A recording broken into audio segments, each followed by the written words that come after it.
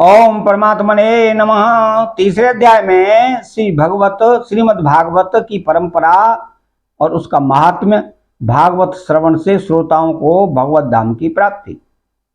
तो सूत जी कहते हैं कि उद्धव जी ने वहां एकत्र हुए सब लोगों को श्री कृष्ण कीर्तन में लगा देखकर सभी का सत्कार किया और राजा परीक्षित को हृदय से लगाकर कहा।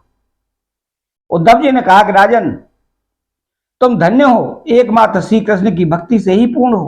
क्यों कि श्री कृष्ण संकीर्तन के महोत्सव में तुम्हारा हृदय इस प्रकार निमग्न हो रहा है कि बड़े सौभाग्य की बात है कि श्री कृष्ण की पत्नियों के प्रति तुम्हारी भक्ति और वज्रनाभ पर तुम्हारा प्रेम है। तात तुम जो कुछ कर रहे हो सब तुम्हारे अनुरूप ही है।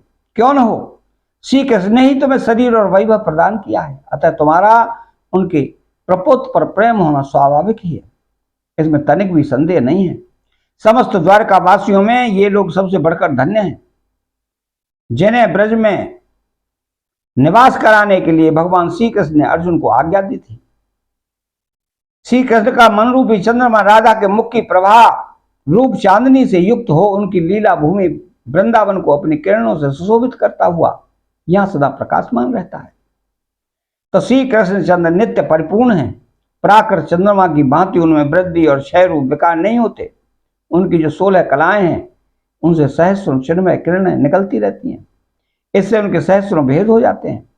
इन सभी कलाओं से युक्त नित्य परिपूर्ण श्री कृष्ण इस ब्रज भूमि में सदा ही विद्यमान रहते हैं। इस ब्रज भूमि में और उनके स्वरूप में कुछ अंतर नहीं है। राजन परीक्षित, इस प्रकार विचार करने पर सभी ब्रजवासी भगवान के अंग में स्थित हैं। शरणागतों का भय दूर करने वाले जो ये वज्र है, इनका स्थान श्री कृष्ण के दाहिने चरण में है। इस अवतार में भगवान श्री कृष्ण ने इन सबको अपनी योग माया से अभिभूत कर लिया है और उसी के प्रभाव से ये अपने स्वरूप को भूल गए हैं, इसी कारण सदा दुखी रहते हैं। यह बात निसंदेह ऐसी ही है कि श्री कृष्ण का प्रकाश प्राप्त हुए बिना किसी को भी अपने स्वरूप का बोध नहीं हो सकता। जीवों के अंतःकरण में जो कृष्ण तत्व का प्रकाश है उन पर सदा माया का पर्दा पड़ा रहता है। 28वें द्वापर के अंत में जब भगवान श्री कृष्ण स्वयं ही सामने प्रकट होकर अपनी माया का पर्दा उठा लेते हैं, उस समय जीवों को उनका प्रकाश प्राप्त होता है। किंतु अब वह समय जो बीत गया, इसलिए उनके प्रकाश की प्राप्ति के लिए अब दूसरा उपाय बतलाया जा रहा है। सुनो, 28वें द्वापर के अतिरिक्त समय में यदि कोई श्री कृष्ण तत्व का प्रकाश पाना चाहे तो उसे वह श्रीमद् भागवत से ही प्राप्त हो सकता है। भगवान के भक्त वहां जहां जब कहीं श्री भागवत कथा शास्त्र का कीर्तन और श्रवण करते हैं, वहां उस समय भगवान श्री कृष्ण साक्षात रूप से विराजमान रहते हैं। तो जहां श्रीमद् भागवत के एक या आधे श्लोक का ही पाठ होता है, वहां भी श्री कृष्ण अपनी प्रियतमा गोपियों के साथ विद्यमान रहते हैं। इस पवित्र भारतवर्ष में मनुष्य का जन्म पाकर भी जिन लोगों ने पाप के अधीन होकर श्रीमद् भागवत नहीं सुना, उन्होंने मानो अपने ही हाथों अपनी हत्या कर ली। तो जिन बड़भागियों ने प्रतिदिन श्रीमद् भागवत शास्त्र का सेवन किया है, उन्होंने अपने पिता, माता और पत्नी तीनों के ही कुल का भली भांति उद्धार कर दिया। श्रीमद् भागवत के स्वाध्याय और श्रवण से ब्राह्मणों को विद्या का प्रकाश बोध प्राप्त होता है। क्षत्रिय लोग शत्रुओं पर विजय पाते हैं, वैश्यों को धन मिलता है और शूद्र स्वस्थ निरोग बने रहते हैं। स्त्रियों तथा अंत्यज आदि अन्य लोगों की भी इच्छा श्रीमद् भागवत से पूर्ण होती है। अतः कौन ऐसा भाग्यवान पुरुष है जो श्रीमद् भागवत का नित्य ही सेवन न करेगा। अनेकों जन्मों तक साधना करते करते जब मनुष्य पूर्ण सिद्ध हो जाता है तब उसे श्रीमद् भागवत की प्राप्ति होती है। भागवत से भगवान का प्रकाश मिलता है जिससे भगवत भक्ति उत्पन्न होती है। और पूर्व काल में सांख्यायन की कृपा से श्रीमद् भागवत बृहस्पति जी को मिला और बृहस्पति जी ने मुझे दिया। इसी से मैं श्री कृष्ण का प्रियतम सखा हो सका हूं। परीक्षित,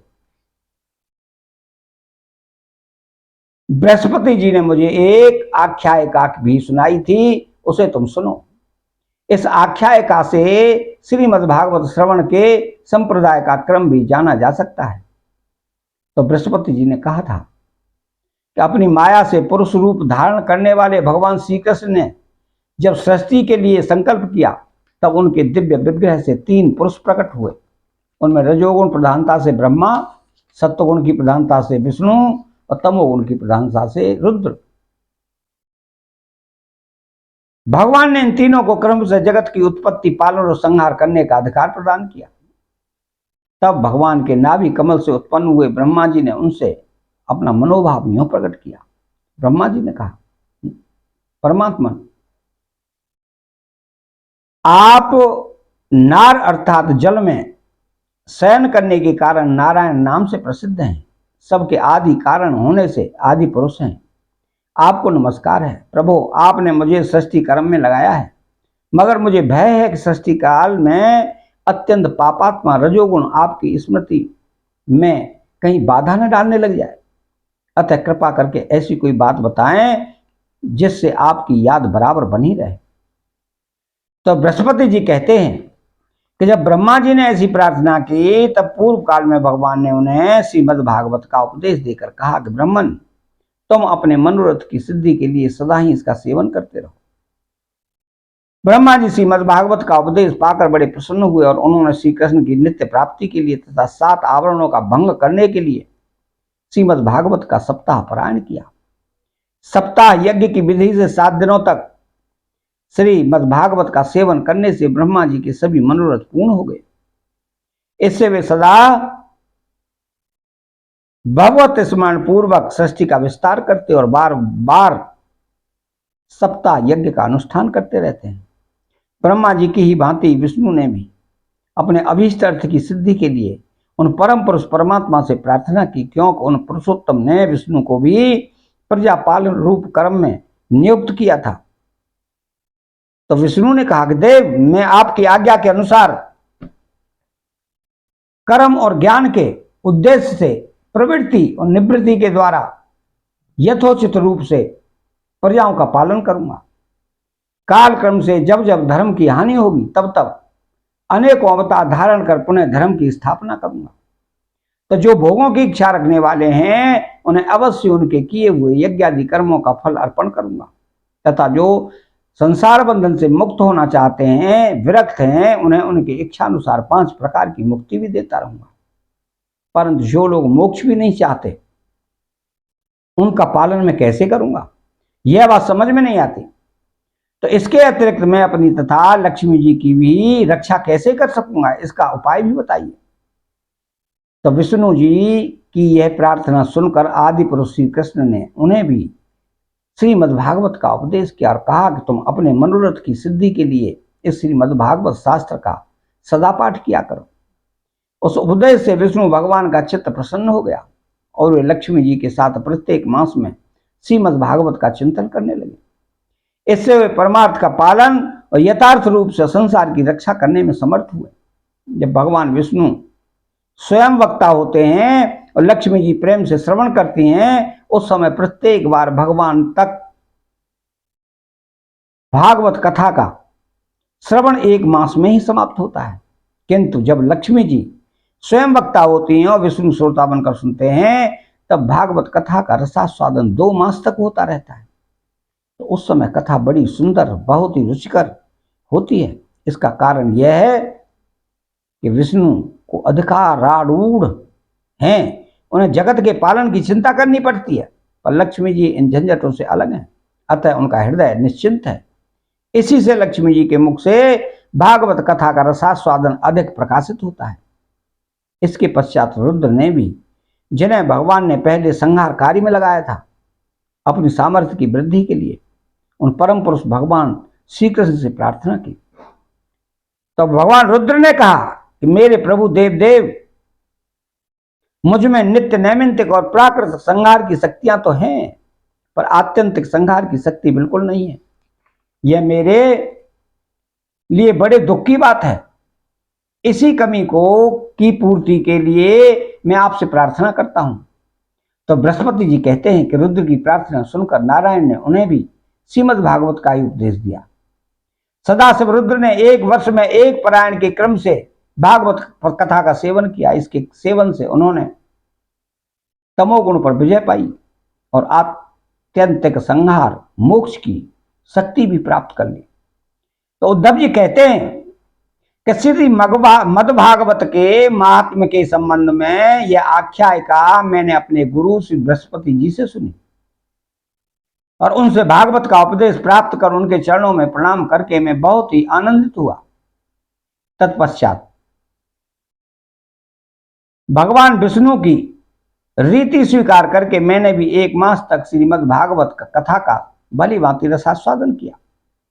उतने से ही मैं भगवान श्री कृष्ण का प्रियतम सखा हो गया। इसके पश्चात भगवान ने मुझे ब्रज में अपनी प्रियतमा गोपियों की सेवा में नियुक्त किया। यद्यपि भगवान अपने लीला परिकरों के साथ नित्य व्यवहार करते रहते हैं, इसलिए गोपियों का श्री कृष्ण से कभी भी वियोग नहीं होता। तथापि जो भ्रम से विरह वेदना का अनुभव कर रही थीं, उन गोपियों के प्रति भगवान ने मेरे मुख से भागवत का संदेश कहलवाया। तो उस संदेश को अपनी बुद्धि के अनुसार ग्रहण कर गोपियां तुरंत ही विरह वेदना से मुक्त हो गई। तो मैं भागवत के इस रहस्य को तो नहीं समझ सका, किंतु मैंने उनका चमत्कार प्रत्यक्ष देखा। इसके बहुत समय के बाद जब ब्रह्मा जी देवता आदि आकर भगवान से अपने परम धाम में पधारने की प्रार्थना करके चले गए, उस समय पीपल के वृक्ष की जड़ के पास अपने सामने खड़े हुए मुझे भगवान ने श्रीमद् भागवत विषयक उस रहस्य का स्वयं ही उपदेश किया। मेरी बुद्धि में उनका दृढ़ निश्चय करा दिया। उसी के प्रभाव से मैं बद्रक आश्रम में रहकर भी यहाँ ब्रज की लताओं और बेलों में निवास करता हूँ। उसी के बल से यहाँ नारद कुंड पर सदा स्वेच्छानुसार विराजमान रहता हूँ। तो भगवान के भक्तों को श्रीमद् भागवत के सेवन से श्री कृष्ण तत्व का प्रकाश प्राप्त हो सकता है। इस कारण यहाँ उपस्थित हुए इन सभी भक्तजनों के कार्य की सिद्धि के लिए मैं श्रीमद् भागवत का पाठ करूंगा, किंतु इस कार्य में तुम्हें ही सहायता करनी पड़ेगी। तो सूत जी कहते हैं, यह सुनकर राजा परीक्षित उद्धव जी को प्रणाम करके उनसे बोले। परीक्षित ने कहा, हरिदास उद्धव जी, आप निश्चिंत होकर श्रीमद् भागवत कथा का कीर्तन करें। इस कार्य में मुझे जिस प्रकार की सहायता करनी आवश्यक हो उसके लिए आज्ञा दें।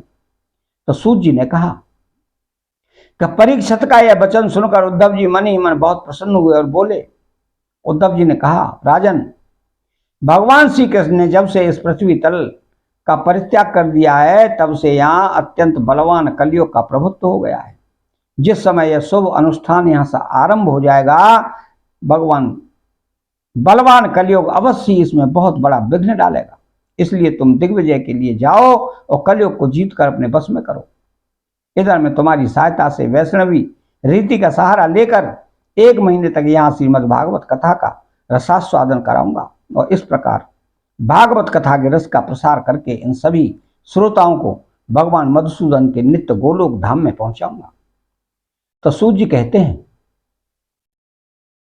कि उद्धव जी की बात सुनकर राजा परीक्षित पहले तो कलयुग पर विजय पाने के विचार से बड़े ही प्रसन्न हुए, परंतु पीछे यह सोच करके मुझे भागवत कथा के श्रवण से वंचित ही रहना पड़ेगा, चिंता से व्याकुल होते। उस समय उन्होंने उद्धव जी से अपना अभिप्राय इस प्रकार प्रकट किया।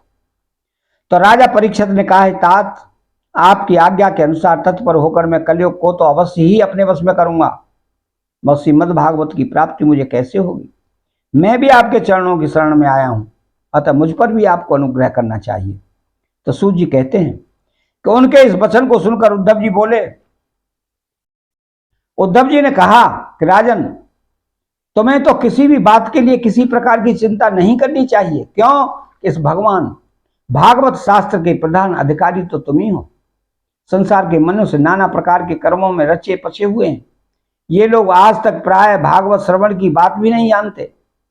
तुम्हारे ही प्रसाद से इन भारतवर्ष में रहने वाले अधिकांश मनुष्य श्रीमद् भागवत कथा की प्राप्ति होने पर शाश्वत सुख प्राप्त करेंगे। महर्षि भगवान श्री सुखदेव जी साक्षात नंद नंदन श्री कृष्ण के स्वरूप हैं, वही तुम्हें श्रीमद् भागवत की कथा सुनाएंगे। इसमें तनिक भी संदेह की बात नहीं। राजन, उस कथा के श्रवण में तुम ब्रजेश्वर श्री कृष्ण के नित्य धाम को प्राप्त करोगे। इसके पश्चात इस पृथ्वी पर श्रीमद् भागवत कथा का प्रचार होगा। अतः राजेंद्र परीक्षित, तुम जाओ और कलयुग को जीत कर अपने बस में करो। तो सूत जी कहते हैं कि उद्धव जी के इस प्रकार कहने पर राजा परीक्षित ने उन्हीं की परिक्रमा करके उन्हें प्रणाम किया और दिग्विजय के लिए चले गए। इधर वज्र ने भी अपने पुत्र प्रतिबाहु को अपनी राजधानी मथुरा का राजा बना दिया और माताओं को साथ लेकर उसी स्थान पर जहां उद्धव जी प्रकट हुए थे जाकर श्रीमद्भागवत सुनने की इच्छा से रहने लगे। तदनंतर उद्धव जी ने वृंदावन में गोवर्धन पर्वत के निकट 1 महीने तक श्रीमद्भागवत कथा के रस की धारा बहाई। उस रस का आस्वादन करते समय प्रेमी श्रोताओं की दृष्टि में सबोर भगवान की सच्चिदानंदमयी लीला प्रकाशित हो गई और सर्वत्र श्री कृष्णचंद्र का साक्षात्कार होने लगा। उस समय सभी श्रोताओं ने अपने को भगवान के स्वरूप में स्थित देखा। बद्रनाभ ने श्री कृष्ण के दाहिने चरण कमल में अपने को स्थित देखा और श्री कृष्ण के विरह शोक से मुक्त होकर उस स्थान पर अत्यंत शोभित होने लगे।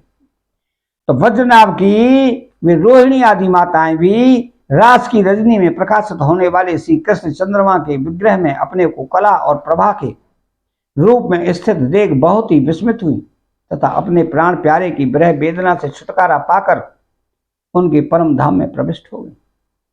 इनके अतिरिक्त भी जो श्रोतागण वहां उपस्थित थे वो भी भगवान की नित्य अंतरंग लीला में सम्मिलित होकर इस स्थूल व्यावहारिक जगत से तत्काल अंतर्ध्यान हो गए। वे सभी सदा ही गोवर्धन पर्वत के कुंज और झाड़ियों में, वृंदावन, काम्यवन आदि वनों में तथा वहां की दिव्य गौओं के बीच में श्री कृष्ण के साथ विचरते हुए अनंत आनंद का अनुभव करते रहते हैं। तो जो लोग श्री कृष्ण के प्रेम में मग्न हैं उन भावुक भक्तों को उनके दर्शन भी होते हैं। सूत जी कहते हैं कि जो लोग इस भगवत प्राप्ति की कथा को सुनेंगे और कहेंगे कि उन्हें भगवान मिल जाएंगे और उनके दुखों का सदा के लिए अंत हो जाएगा।